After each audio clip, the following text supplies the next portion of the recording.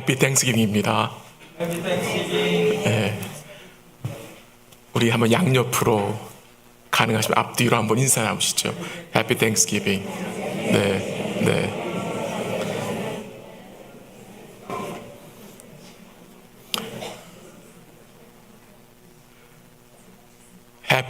해피 땡스기빙 이유는 궁극적으로 우리 주님 때문이잖아요. 그렇죠? 그 이유가 우리 주님 때문입니다. 여전히 우리 삶에는 고통이 있습니다. 아픔도 있습니다. 오랜 시간 동안 해결되지 않은 문제들도 있고 여전히 눈물 날 일도 있습니다. 근데 어떻게 해피 땡스기빙 될 수 있느냐? 그 이유는 단 한 가지입니다. 그 모든 일 가운데 주님이 계시고 그 주님이 선을 베푸시기 때문입니다. 그래서 마음에 든든함이 있는 것입니다. 한 해 동안 은혜와 사랑으로 함께해 주신 주님께 감사드리고요. 오늘도 사랑하는 모든 성도들이 마음에 주를 향한 감사함이 풍성할 수 있기를 기도합니다. 감사는 믿음의 선택입니다. 우리가 만난 모든 상황 속에서, 환경 속에서 주를 의지하여 감사를 선택해야 합니다. 감사함으로 주 안에서 행복을 누리는 성도들이 바로 주 안에 있는 우리 성도들인 것입니다. 우리가 주의 은혜로, 주의 전적인 은혜로 살아가지만 부족하고 연약해서 때론 그 은혜를 은혜로 여기지 못하고 당연한 것처럼 여기며 살아갈 때도 많았음을 고백합니다. 그러나 주님은 은혜를 걷어가지 않으시고 긍휼을 걷어가지 않으시고 여전히 은혜를 베푸시고 긍휼을 베푸시는 주님이 계시기에 또 우리가 소망이 있는 것입니다. 우리의 일상은 당연한 것들이 아니었습니다. 감사의 반대말을 불만 혹은 불평으로 생각할 수 있겠지만 당연으로도 생각할 수 있겠습니다. 당연. 감사는 우리가 당연하게 여겼던 것들이 믿음의 관점으로 소화하여 특별한 것으로 복된 것으로 여겨질 때에 나타나는 열매입니다. 믿음의 관점으로 바라보면 모든 것이 하나님의 은혜이고 그 환경 속에서, 상황 속에서 분명히 감사할 조건들이 있습니다. 그 이유는 그 상황 속에 선하신 주님이 계시고 그가 신실하게, 성실하게 선을 베풀어 주시기 때문입니다. 주께 감사하는 것은 우리를 향하신 하나님의 거룩하신 뜻입니다. 데살로니가전서 5장 18절 잘 아시는 구절이지만 한번 같이 읽어볼까요? 다 같이 시작. 범사에 감사하라. 이것이 그리스도 예수 안에서 너희를 향하신 하나님의 뜻이니라. 아멘. 범사에 감사하라. 모든 것이 선하신 하나님의 손 아래 있기 때문에, 선하신 하나님의 수하에 있기 때문에 우리는 주께 감사할 수 있는 것입니다. 주를 향한 감사는 우리에게 좋은 여건이 왔기 때문만이 아니라 좋은 여건이나 상황이 되지 않는다 할지라도 그 만난 상황들 가운데 주님이 계시고 그가 선을 베푸신다는 것을 우리가 믿기 때문에 감사할 수 있는 것입니다. 우리 모두는 행복해지기를 원합니다. 근데 이 행복은 소유의 크기가 아니라 감사의 크기입니다. 우리 사랑하는 모든 성도들이 어려움 속에서도 믿음의 관점으로 감사를 잉태하여 감사를 낳는 복된 삶 되시기를 간절히 기도합니다. 오늘 본문 1절에 보면은 바울이 디모데에게 성령이 밝히 말씀하시는 것을 증거했습니다. 오늘 본문 1절에 보니까 이렇게 말씀이 나와요. 그러나 성령이 밝히 말씀하시기를 후일에 어떤 사람들이 믿음에서 떠나 미혹하는 영과 귀신의 가르침을 따르리라 하셨으니라고 했습니다. 후일에 어떤 사람들이 믿음을 떠나서 미혹하는 영과 귀신의 가르침을 따를 것이라고 했습니다. 여기서 말하는 후일은 단순히 다가올 미래를 말하는 것이 아니라 보통 신약 성경에서 후일은 예수님의 초림과 재림 사이를 말하는 것입니다. 예수님의 초림과 재림 사이. 그 예수님의 초림과 재림 사이에 어떤 일이 일어난다고요? 믿음에서 떠나서 귀신의 가르침을 따르는 자들, 미혹하는 영을 따르는 자들이 있을 것을 말씀합니다. 사도 바울 시대도 그랬지만 지금도 마찬가지입니다. 거짓 교사들이 교회에 들어와서 어떻게 합니까? 거짓 가르침을 증거합니다. 오늘 본문에서는 혼인을 금하게 하고 어떤 음식물을 먹지 말라고 주장하는 자들이 있었습니다. 복음 외에 금욕주의적인 삶을 강조하는 거겠죠. 이들은 영지주의자일 것이고요. 또 종교 혼합주의, 요즘 말로 말하면 뉴웨이지로도 이해할 수 있겠죠. 그러니까 조심하라는 경계의 말씀을 전하면서 하나님의 말씀과 기도로 거룩해지라고 가르치고 있는데, 그 말씀 속에서 오늘 저희가 3절과 4절에 5절에 나오는 이 말씀, 하나님이 원하시는 거룩한 삶이 어떤 삶인지를 잠시 살펴보기를 원합니다. 하나님이 원하시는 거룩한 삶은요, 감사하는 삶입니다. 감사함입니다. 그게 거룩입니다. 거룩한 삶은 하나님께 감사하는 삶입니다. 오늘 본문 4절 한번 같이 읽어볼까요? 4절 다 같이 시작. 하나님께서 지으신 모든 것이 선함에 감사함으로 받으면 버릴 것이 없나니. 우리 성도님들은 하나님께서 허락하신 상황과 여러 가지 현실들을 어떤 마음으로 받아들이십니까? 믿음의 관점으로 감사함으로 받아들이십니까? 아니면 버릴 것으로, 좋지 않은 것으로 받아들이십니까? 이스라엘 백성들이 출애굽한 이후에 광야의 삶을 살았습니다. 그들은 광야의 삶을 원망스러운 태도로 받아들였습니다. 우리는 어려울 때에 가장 쉽게 할 수 있는 것이 불평이잖아요. 그렇잖아요. 근데 이 불평이나 원망은 문제를 해결하지 못하고 여러 가지 어려움을 더 이제 생기게 하는데요. 이 이스라엘 백성들의 문제가 무엇이었습니까? 그들은 광야의 삶을 버릴 것으로 여겼던 것 같습니다. 버릴 것으로 여기게 되면 감사할 수 없게 됩니다. 그래서 그들은 이스라엘 백성들은 광야에서 10번씩이나 하나님을 시험하며 불평하며 살았음을 우리는 알게 됩니다.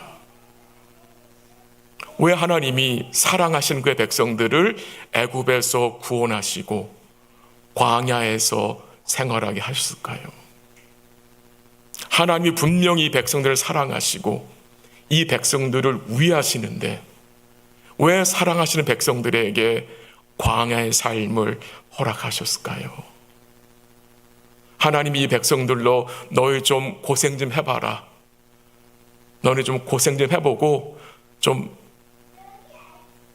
그리고 정신 차려라. 그래서 광야의 삶 하나님 허락하셨을까요? 결코 아니죠. 하나님은 이스라엘 백성을 위하셔서 광야라는 삶을 허락하신 것입니다. 광야의 삶을 통해서 이 백성들이 약속의 땅을 더 사모하게 하기 위해서, 광야의 삶을 통해서 하나님의 인도하심과 돌보심과 보호하심을 머리로만 아는 것이 아니라 확실하게 경험하고 누리게 하기 위해서 내가 너희의 하나님이고 내가 너희를 애굽에서 인도하여 구원한 여호와 하나님인 것을 광야의 삶을 통해서 가르쳐 주시기 위해서 허락하신 현실을 이 백성들은 어떻게 해요? 아무것도 아닌 것처럼, 버릴 것처럼 여겼다는 것입니다. 그러니 마음에 감사가 나올 수가 있겠습니까? 계속 불평과 원망이 올라오는 것입니다.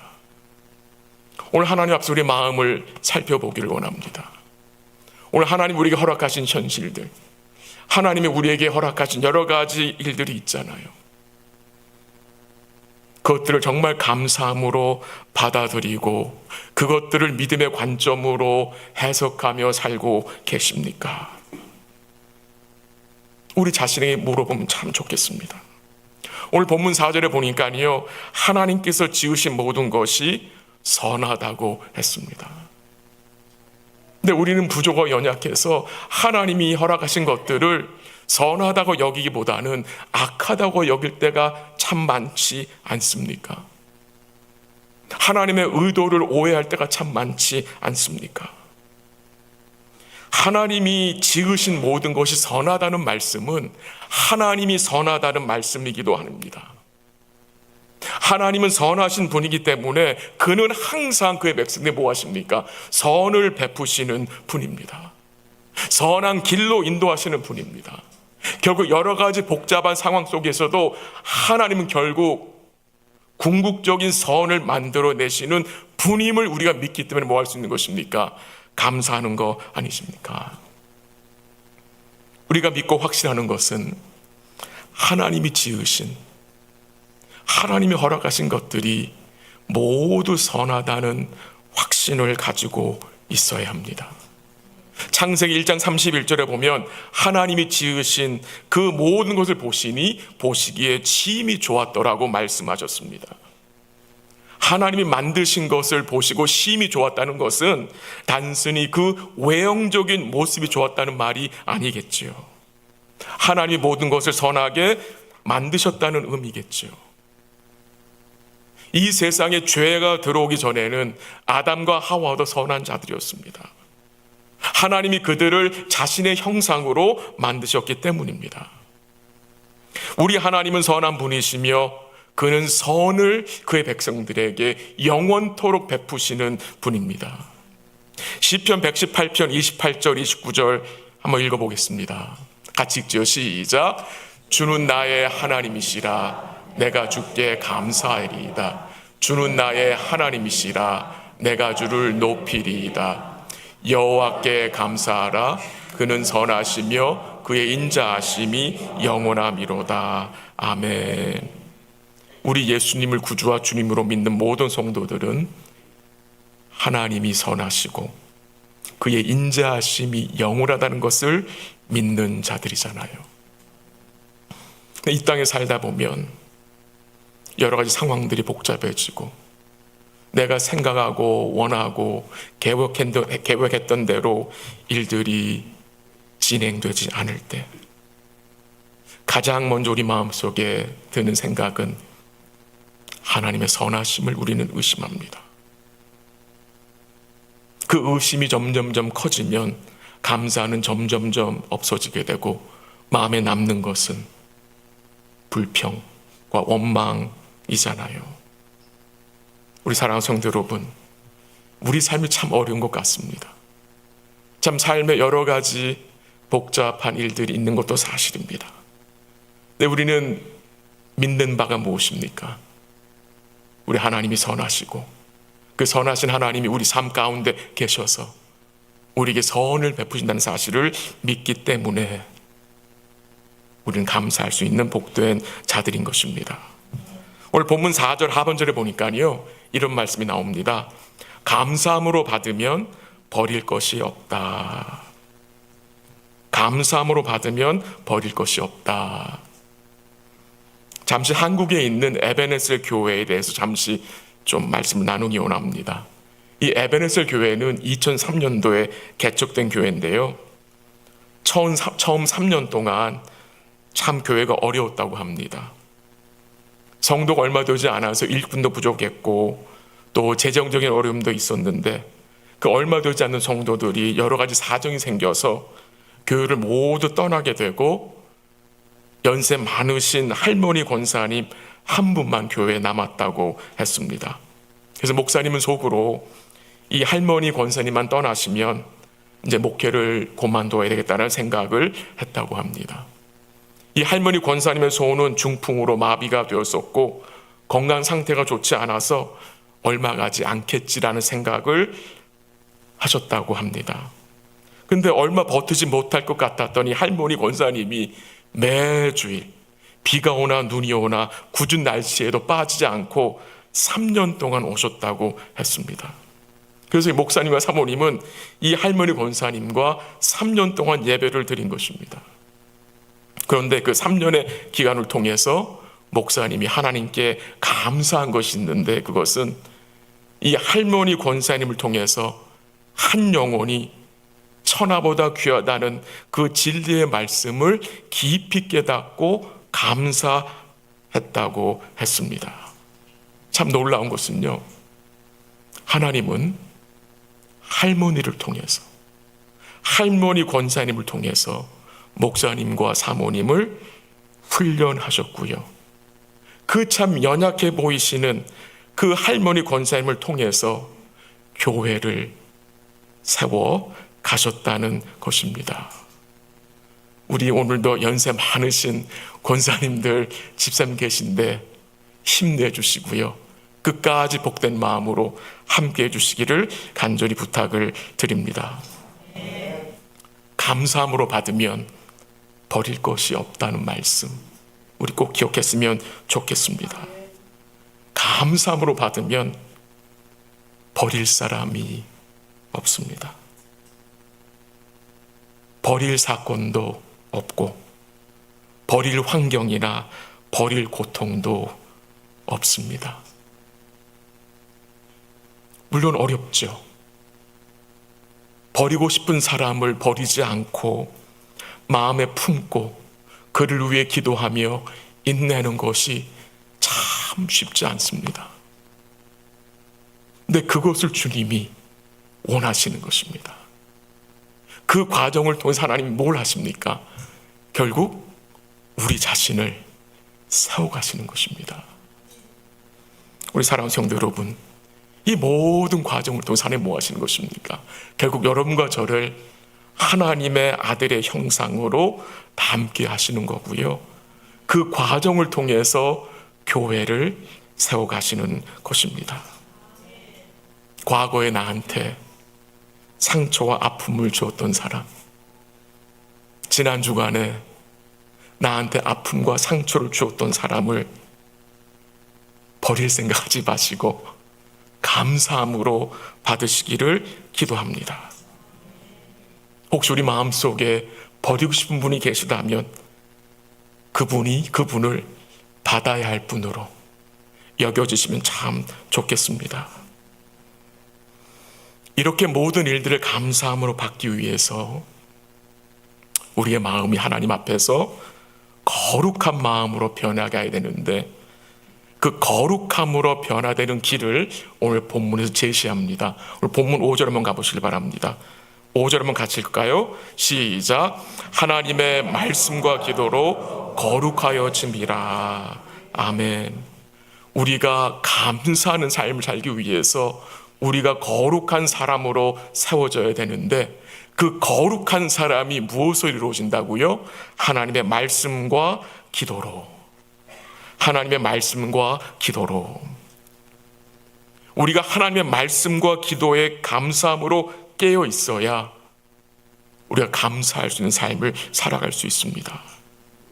우리 마음에 주의 말씀을 두지 않게 되면 인간적인 생각들이 막 올라옵니다.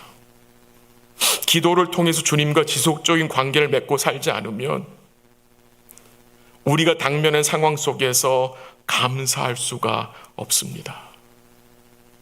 우리 주의 말씀과 기도로 우리가 깨어 있어서 이 앞에 있는 풍성한 열매같이 우리의 삶에 이 감사의 열매가 좀 주렁주렁 맺혔으면 참 좋겠습니다. 골로새 3장 16절에 보면요, 그리스도의 말씀이 너희 속에 풍성히 거할 때에 감사하는 마음으로 하나님을 찬양할 수 있다고 했습니다. 감사하기 위해서 주의 말씀이 내 속에 풍성히 거해야 한다는 것입니다. 하나님은 그의 말씀으로 우리를 거듭나게 하셨습니다. 또한 하나님은 그의 말씀으로 우리를 거룩하게 빚어 가십니다. 그래서 우리가 말씀을 가까이 해야 되는 거죠. 근데 중요한 것은 단순히 말씀을 읽는 거, 듣는 거, 묵상하는 거, 공부하는 것만이 아니라 거기 한 가지가 더해지면 좋겠습니다. 어떤 마음으로 읽고 듣고 묵상하고 공부하느냐, 어떤 마음의 자세로 우리가 말씀을 대하고 읽고 듣고 묵상하느냐, 참 중요한 것 같습니다. 요한복음 5장 39절 한번 같이 가볼까요? 39절 40절 같이 읽습니다. 다 같이 시작. 너희가 성경에서 영생을 얻는 줄 생각하고 성경을 연구하오니와 이 성경이 곧 내게 대하여 증언하는 것이니라. 그러나 너희가 영생을 얻기 위하여 내게 오기를 원하지 아니하는도다. 아멘. 주님이 유대인들에게 말씀하신 것입니다. 이 유대인들이 성경에서 영생을 얻는 줄 생각하고 성경을 어떻게 합니까? 열심히 연구합니다. 열심히 성경을 연구해요. 근데 이 40절에 보니까 뭐라고 말하고 있어요? 그들이 내게 오기를 원하지 않는다. 내게 오기를 원하지 않는데요. 성경이 누구를 증거하는 것입니까? 물론 여기서 성경 구약을 말하겠죠. 구약은 오실 예수님과 그가 이루실 구원을 증거하는 책입니다. 근데 그것을 연구하면서 정작 그들은 누구에게 오지 않아요? 그리스도에게 오지 않는 겁니다. 그리스도를 원하지 않는다는 말입니다. 말씀드리고 싶은 요점이 바로 이것입니다. 우리가 말씀을 읽고 듣고 묵상하는 것은 그리스도를 원하기 때문입니다. 그리스도를 더 원해야 됩니다. 그리스도를 더 원하기 때문에 읽는 겁니다. 그리스도를 더 원하기 때문에 말씀을 묵상하는 것입니다. 이 마음의 자세로 우리 마음속에 그리스도를 원하는 마음이 더욱 커지기를 기도합니다. 그래야 말씀을 열고 읽고 묵상할 때에 그 주님이 주신 은혜를 우리가 풍성히 받아 누릴 수 있기 때문입니다.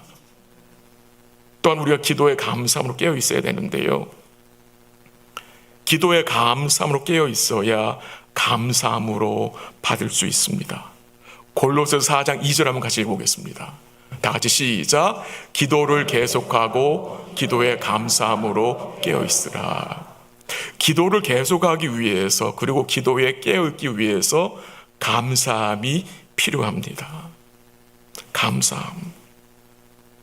기도를 계속하고 기도에 깨어 있기 위해서 감사함이 필요한 것. 그래서 이 말씀과 기도는 짝입니다. 떨어질 수가 없습니다.